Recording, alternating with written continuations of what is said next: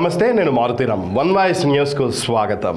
సిద్దిపేట జిల్లా గజ్వేల్లో యువజన కాంగ్రెస్ రాష్ట్ర మాజీ ప్రధాన కార్యదర్శి Sardar Khan, social media Siddipet incharge Sudheer Reddy media సమావేశం నిర్వహించారు. ఈ సమావేశంలో నేతలు మాట్లాడుతూ గత 10 సంవత్సరాలుగా సిద్దిపేట జిల్లాలో బీఆర్ఎస్ నేతలు చేసిన దండయాత్ర, అరాచకాలు, దౌర్జన్యాలను ఎదిరించడానికి మైనంపల్లి హనుమంతరావు సిద్దిపేటకు వచ్చారని యువజన కాంగ్రెస్ రాష్ట్ర మాజీ ప్రధాన కార్యదర్శి Sardar Khan, social media Siddipet incharge K Sudheer Reddy వెల్లడించారు. టీఆర్ఎస్ పార్టీలో జరుగుతున్న అరాచకాలు, నియంతృత్వం, బానిస బతుకుల నుంచి విముక్తి పొందడానికి టీఆర్ఎస్ నుండి మైనంపల్లి హనుమంతరావు బయటకొచ్చారన్నారు. బీఆర్ఎస్లో ఉన్నప్పుడు మంచివాడైన మైనంపల్లి ఇప్పుడు మాత్రం ఉద్యమ ద్రోహి ఎలా అవుతారని ప్రశ్నించారు. ఇది వారి మానసిక జబ్బుకు అద్దం పడుతుందన్నారు.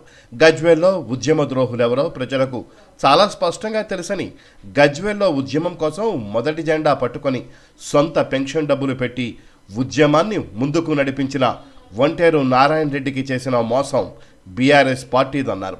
గజ్వేల్లో ఒక నాయకుడు తన చైర్మన్ పదవి కోసం తన సొంత పార్టీలోని ఎంతోమంది నాయకులను అణగదొక్కి భయపెట్టించి అగ్రనాయకుల కాళ్ళు మొక్కే వాళ్ళు కూడా ఈరోజు హనుమంతరావును విమర్శిస్తున్నారని ఎద్దేవా చేశారు.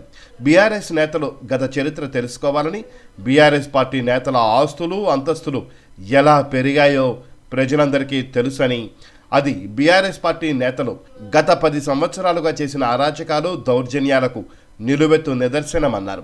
బీఆర్ఎస్ నేతల దమనకాండ అంతమయ్యే వరకు హనుమంతరావు సిద్దిపేటకు వస్తూనే ఉంటారని తెలిపారు.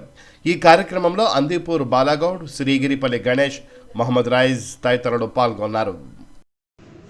మొన్న సిద్దిపేటలో జరిగినటువంటి కాంగ్రెస్ పార్టీ క్యాంప్ ఆఫీస్ కార్యాలయానికి విచ్చేసినటువంటి మైనంపల్లి హనుమంతరావు గారి కార్యక్రమం విజయవంతం కావడంతో హరీష్ రావు ఇలాకాలో హరీష్ రావు గారితో పాటు వారి అనుచరుల్లో భయం మొదలైంది.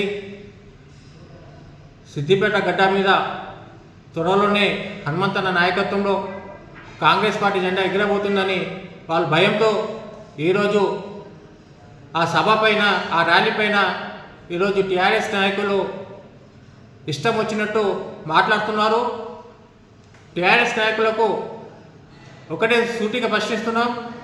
గజ్వేల్ నియోజకవర్గంలో గత 10 సంవత్సరాలుగా సిద్దిపేటకు చెందినటువంటి నాయకులు దండయాత్రకు వచ్చి 10 సంవత్సరాలు గజ్వేల్లో దౌర్జన్యాలకు, అక్రమాలకు, భయభ్రాంతులకు చేసి ఈరోజు అక్రమ ఆస్తులు సంపాదించుకుంటుంటే మీరు చాతకాని వాళ్ళగా నోరు మూసుకొని కూర్చున్నారు తప్ప ప్రశ్నించిన తత్వం పోలేదు.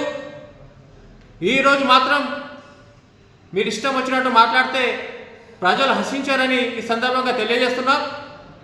మరి ముఖ్యంగా ఈరోజు గజ్వేల్కి చెందినటువంటి ఒక నాయకుడు తన స్థాయి మనిషి మాట్లాడుతున్నాడు. ఒకసారి గమనించుకో. నీ చైర్మన్ పదవి గురించి కాల్మొక్కే అలవాటు నీకున్నది. ఉద్యమకారులను మోసం చేసిన చరిత్ర నీది, మీ పార్టీది.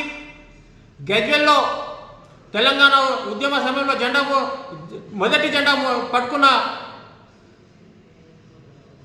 నారాయణ రెడ్డి సార్ని మోసం చేసి ఆయన తన సొంత పెన్షన్ ఖర్చు పెట్టి ఈరోజు మీ పార్టీని, మీ జెండాను తీసుకెళ్తే ఆయనను మోసం చేసి చైర్మన్ పదవి ఇవ్వకుండా, మున్సిపల్ చైర్మన్ పదవి ఇవ్వకుండా అడుగున్నది మీరు.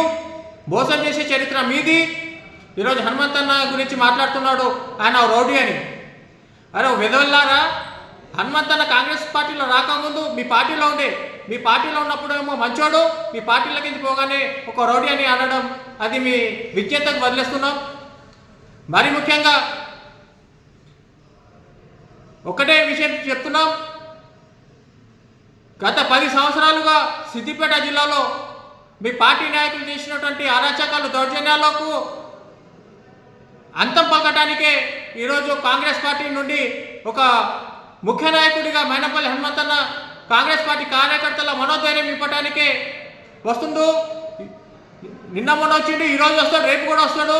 మీ పార్టీ, మీ హరీష్ రావు అంతం చూసే వరకల్లా వస్తూనే ఉంటాడని ఈ సందర్భంగా హెచ్చరిస్తున్నాం. నమస్కారం మీడియా ప్రతినిధులకు.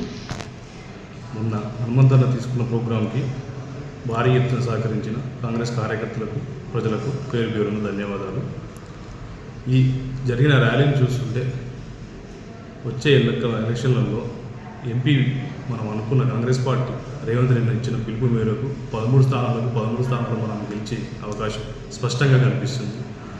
ఈ ర్యాలీని చూసి ఊర్జోలేక కొంతమంది టీఆర్ఎస్ కార్యకర్తలు దమనకాండ అని విచ్చలవిడిగా మాట్లాడుతున్నారు. మీరు చేసిన దమనకాండాల, మీరు చేసిన ఉద్యమ పోరాటాలను అణచివేతల నాయకులను ఏ విధంగా అణచివేసినారో వాటితో పోల్చుకుంటే మేము జస్ట్ మీరు చేసిన దానికి ప్రజలలో ఏముంది కాంగ్రెస్ అంటే బలంగా ఎలా ఉంది చూపించడానికి మాత్రమే సిద్దిపేటకు రావడం జరిగింది. ఇంకొకసారి కనుక దమనకాండ అని అన్పార్లమెంటరీ లాంగ్వేజ్ మాట్లాడితే మాత్రం బాగోదని చెప్తున్నాం.